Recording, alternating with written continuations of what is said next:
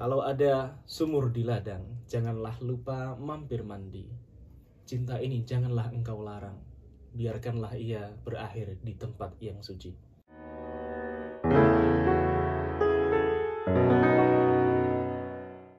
Assalamualaikum warahmatullahi wabarakatuh.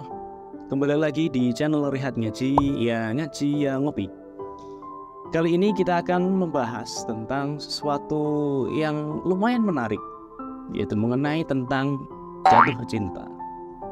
Tapi kita akan membahasnya dari segi fikih dan usul fikih.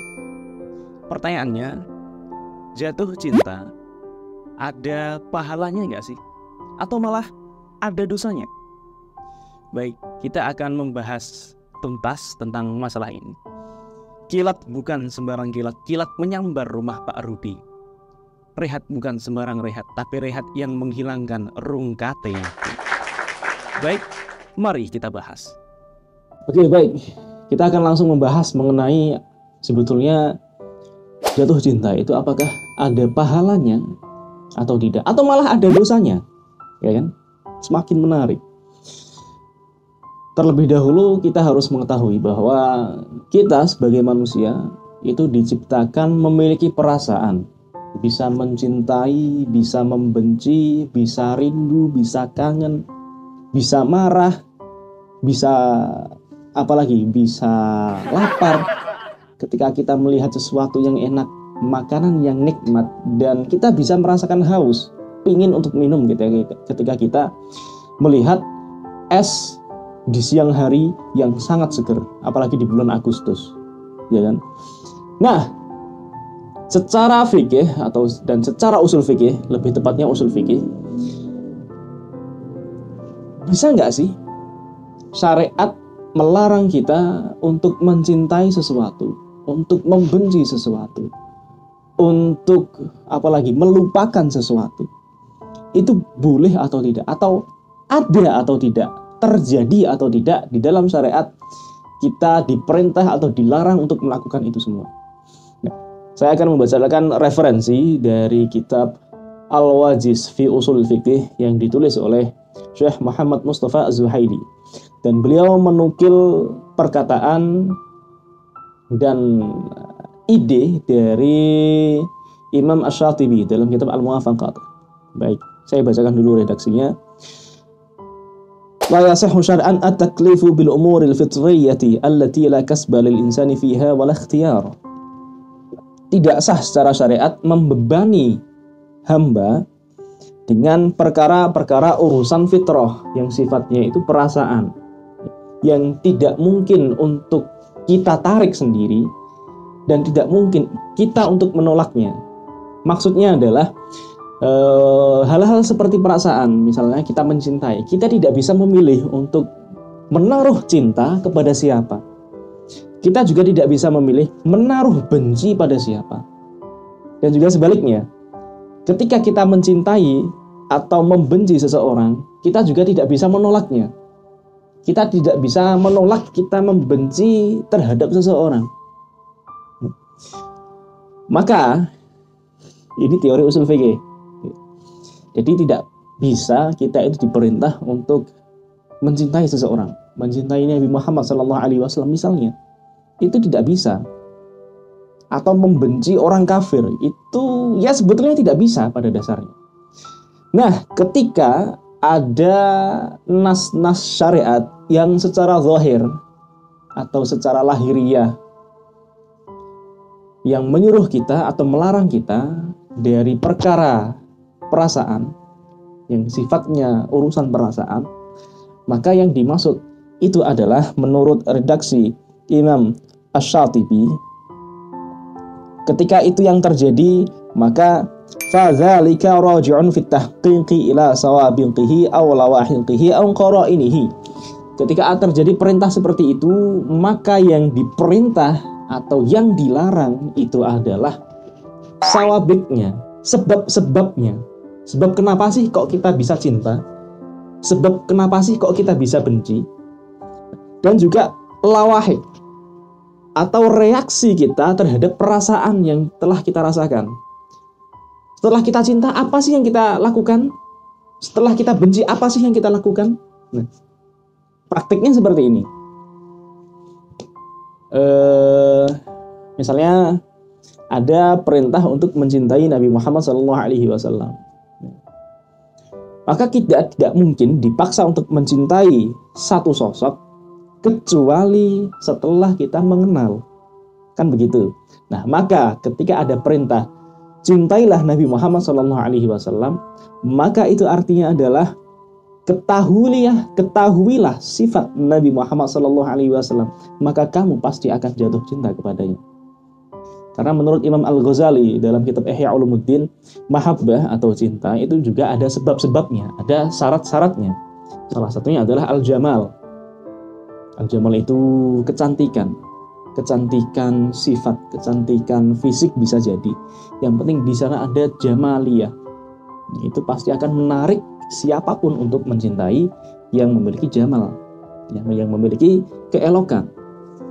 Nah, terus itu kan sebab-sebab cintanya. Nah, setelah kita jatuh cinta, reaksi apa yang kita lakukan?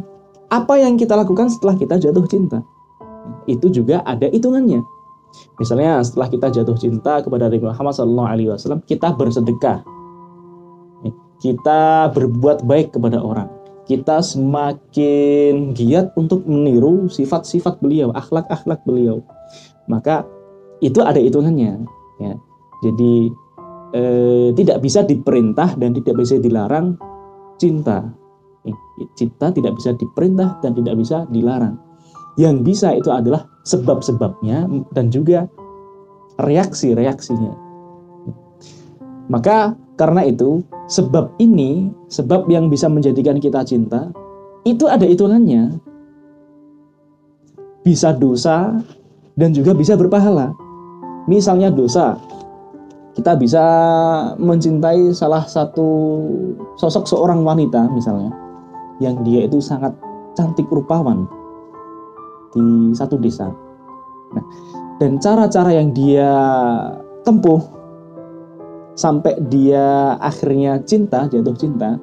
Nah, ketika cara-caranya itu diharamkan, maka hukumnya juga haram. Nah, setelah akhirnya dia jatuh cinta betulan, lalu reaksi apa yang dia lakukan atas cinta itu? Ketika reaksinya juga negatif, reaksinya juga haram, maka hukumnya juga haram. Tapi yang haram bukan cintanya, tapi reaksinya. Misalnya setelah dia jatuh cinta, ngirim chat, kirim pap dong, nah, misalnya begitu. Atau ngajak ketemuan, ngajak pacaran, ya kan? Sampai lebih parahnya diculik misalnya, itu kan lebih parah, ya. Jadi itu adalah urusan perasaan yang tidak bisa diperintah dan juga tidak bisa dicegah, tidak bisa dilarang. Bahkan Nabi Muhammad SAW pun mengakui bahwa beliau lebih condong hati kepada salah satu di antara istri beliau. Beliau pernah berkata dalam hadis yang diriwayatkan dalam kitab Sunan Abi Dawud, Sunan Tirmizi, An-Nasai dan Ibnu Majah. Beliau pernah berkata, Allahumma hadza qasmi fima amlik, fala talumni fima tamlik wala amlik. Wahai Allah, ini adalah dayaku yang saya miliki, maka janganlah engkau mencelaku akan sesuatu yang tidak bisa aku miliki. Maksudnya apa? Maksudnya adalah kecondongan hati, cinta itu keluar dari kepemilikan Nabi Muhammad SAW yang tidak bisa dikendalikan, yang tidak bisa dimiliki oleh beliau. Ini cinta. Bisa dipahami. Sampai sini bisa dipaham. Nah, saya kasih satu lagi contoh. Misalnya siapa? Laila Majnun. Si Majnun, Qais bin Al-Mulawwah. Dia ini saking jatuh cintanya kepada Laila, ya, tidak bisa tidak menyalurkan cinta tersebut kepada hal-hal yang haram. Pernah suatu ketika si Majnun ini ditemui oleh seseorang, sedangkan dia menciumi tembok salah satu rumah. ketika ditanya, itu adalah temboknya Laila. Ketika ditanya lagi, kenapa kamu ciumi temboknya Laila? Jawabnya, amru ala diyari Laila, uqabbilu dzal jidara wa dzal jidara. Wa ma hubbul jidari syaghafna qalbi, walakin hubbu man sakana diyara. Artinya, amru ala diyari Laila, suatu ketika aku berjalan dan bertemu dengan rumahnya Laila. Uqabbilu dzal jidara wa dzal jidara, aku ciumi tembok yang ini dan tembok yang itu. Wa ma hubbud diyari syaghafna qalbi, dan tidaklah cinta akan rumah itu yang membutakan hatiku. Walakin hubbu man sakana diyara, akan tetapi cinta akan si pemilik rumah itu.